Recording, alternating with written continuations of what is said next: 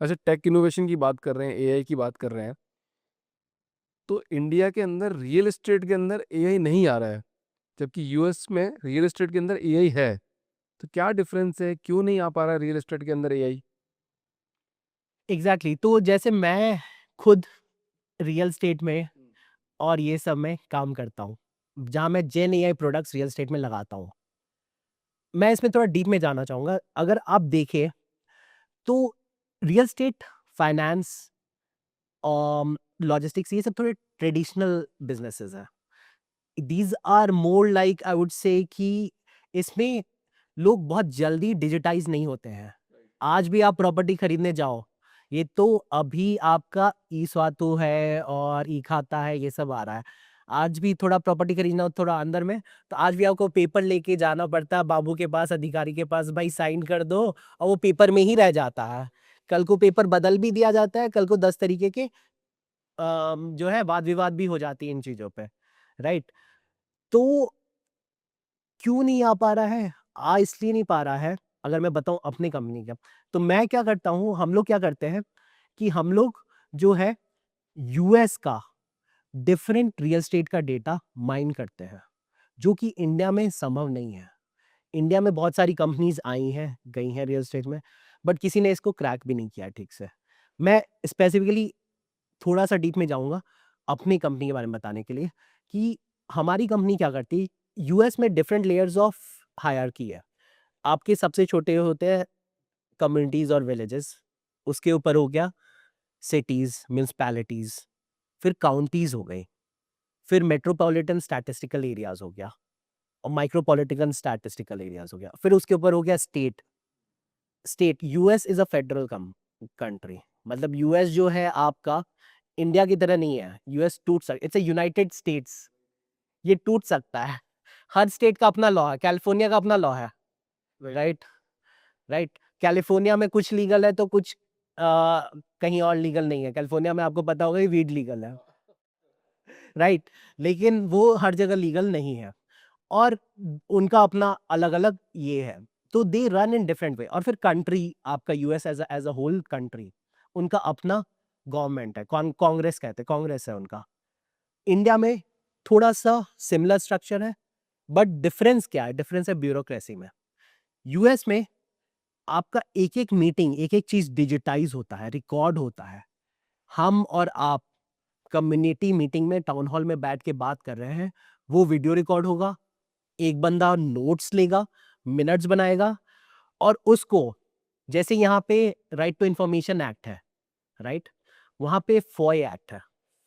उसको कहते हैं freedom of information act, Foy. उसके अंडर अगर यूएस का है कि उसको हर एक सिटीजन को, अगर वो चाहे तो they can ask for information with respect to, वो मांग सकते हैं कि मीटिंग में क्या हुआ, क्या एजेंडा था, क्या मैंने मिस किया, क्या नहीं किया, with respect to local policies, with respect to real estate जो हम बात कर रहे हैं, राइट? इंडिया में रिकॉर्डिंग्स नहीं होती। आप कहीं पे भी जाइए, जैसे आप एक ग्राम पंचायत में जाइए और पूछिए कि मैंने कल जो प्रॉपर्टी रजिस्टर कराया था, उसके बारे में जो है, वो एग्रीकल्चरल है, किस ज़मीन पे आ रहा है, क्या है, वो क्या डिस्कस हुआ? किसी के पास कुछ एजेंडा नहीं, कुछ नहीं। यूएस में एक-एक चीज़ रिकॉर्ड होती है और वो अवेलेबल कराते हैं अपने सिटीज़न्स के लिए। वो जो है यूट्यूब पे, विमियो पे, फेसबुक पे, प्लस स्टैंडर्ड वेबसाइट्स, रजिस्ट्रार, वेनिकस, ये सब पे डालते हैं। तो हम, जैसे हमारी कंपनी क्या करती है कि हम उन उन वीडियोज़ और उनके मिनट्स को माइन करके हम अपने कस्टमर्स को डेटा इंटेलिजेंस प्रोवाइड करते हैं। मतलब जैसे आप जो हो बेसिकली यूएस में इलेक्ट्रिक व्हीकल्स का बूम आ रहा है, ठीक है? और आप क्या करना चाहते हो, एक battery energy storage system renewable के लिए बैठाना चाहते हो, ठीक है? कैलिफोर्निया में आप कहाँ बैठाओगे, किस काउंटी में बैठाओगे, ये क्लाइंट को चाहिए, आपको एज अ क्लाइंट। बट और आपको वो भी चाहिए कि चूंकि ये एनर्जी सेक्टर में, रिन्यूएबल एनर्जी सेक्टर में है, क्लाइमेट चेंज के अंदर आपको टैक्स बेनिफिट कहाँ मिलेगा ज़्यादा, टैक्स इंसेंटिव कहाँ देगा यूएस गवर्नमेंट। तो ये सब चीज़ें जो है आपको गूगल नहीं बता सकता, आप अभी सर्च करके देख लो, परप्लेक्सिटी नहीं बता सकता। बट हम जो इन्फॉर्मेशन माइन किए हैं, जो डेटा निकाले हैं, बिकॉज एआई जो है उसका मेन ऑयल तो डेटा ही है।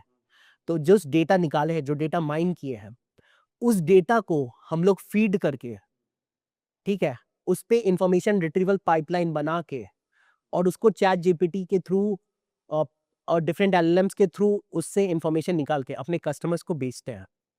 मैं ये बिजनेस इंडिया में नहीं कर सकता, क्यों नहीं कर सकते? क्योंकि ज़्यादा से ज़्यादा मुझे मिलेंगे यहाँ पे पार्लियामेंट्री मीटिंग्स, जिनकी रिकॉर्डिंग आपकी दूरदर्शन पे आती है। उसमें वो देखते हैं लोग, कुछ नहीं देखते हैं, बट लोकल लेवल पे कुछ नहीं मिलता। पार्लियामेंट मीटिंग्स में आपकी वही वाद विवाद ही चलती है, सिर्फ लड़ाई चलती है, सिर्फ लड़ाइयाँ चलती है, उसकी क्या रिकॉर्डिंग निकालोगे आप? और उसकी रिकॉर्डिंग में मैं कहाँ से कोई इन्फॉर्मेशन दे पाऊंगा? एग्जैक्टली। तो इंडिया में ट्रांसपेरेंट सिस्टम नहीं है पूरा। मतलब यहाँ तो हम 10 मिनट डिलीवरी की बात कर रहे हो और आप वहाँ बोल रहे हो कि मैं आप कि कोई गवर्नमेंट के अंदर कोई एक मीटिंग हुई है, उस मीटिंग के अंदर मान लो कोई प्रॉपर्टी की बात हुई होगी कि भाई कि हम यहाँ पे एक डेवलपमेंट लाना चाहते हैं, वो आपने निकाला और किसी रियल एस्टेट डेवलपर को दे दिया, तो वो तो वहाँ प्रोजेक्ट बना के अरबपति हो सकता है। Exactly, exactly. और हम उसी बिजनेस का चार्ज करते हैं, इवन फॉर अगर आप उस पे डील करते हो तो हम उसका कमीशन लेंगे, या फिर आप उस बिजनेस का हमें जो है हमारे प्रोडक्ट यूज करने का अकॉर्डिंग टू जिस साइज का उतना हम चार्ज करते अकॉर्डिंगली। ग्रेट बिजनेस मॉडल है सर ये तो। मतलब तो माइंड ब्लोइंग है। मतलब आप बोल रहे हो कि सिर्फ आपने कुछ डेटा को ट्रांसक्राइब किया, उससे कुछ इन्फॉर्मेशन निकाली, वो इन्फॉर्मेशन से किसी को दिया, ही विल बी एग्जैक्टली। करोड़पति। तो वही तो बात है, देखिए, द थिंग इज, सबसे ज्यादा महंगा चीज, सबसे ज्यादा वैल्यूएबल चीज मैं मानता हूँ रिसोर्स, वो है ह्यूमन। ह्यूमन से ज्यादा सोना भी महंगा नहीं होता, चांदी भी महंगा नहीं होता, कुछ महंगा नहीं होता। और ह्यूमन सबसे ज्यादा वैल्यूएबल क्यों है? क्योंकि उसके पास दिमाग है, उसके पास इंफॉर्मेशन है, वो इंफॉर्मेशन की वैल्यू होती है सर, वो इंफॉर्मेशन की वैल्यू होती है। तो जो इंफॉर्मेशन, जिस इंफॉर्मेशन पे आप जो है अपना बिजनेस बना सकते हो, ठीक है, अपना एंटरप्रेन्योरशिप कर सकते हो, अपना सब कुछ कर सकते हो, उस इंफॉर्मेशन के लिए पीपल वुड पे फॉर यू। और वो इंफॉर्मेशन के लिए तो आप एआई के पास जाते हो और या सर्च इंजन पे जाते हो, 10 तरह के क्वेश्चंस पूछते हो, राइट? पर ये सारे आंसर अगर शायद चैट जीपीटी से पूछता तो शायद मुझे नहीं दे पाती जो आपने दिया है। इसीलिए हमने इस शो का नाम रखा है द पावरफुल ह्यूमन शो, कि एक ह्यूमन इतना पावरफुल है कि उसके पास इतना डेटा है, इतनी सारी चीज़ें हैं, उनसे जो निकाल सके वो बात अलग ही है।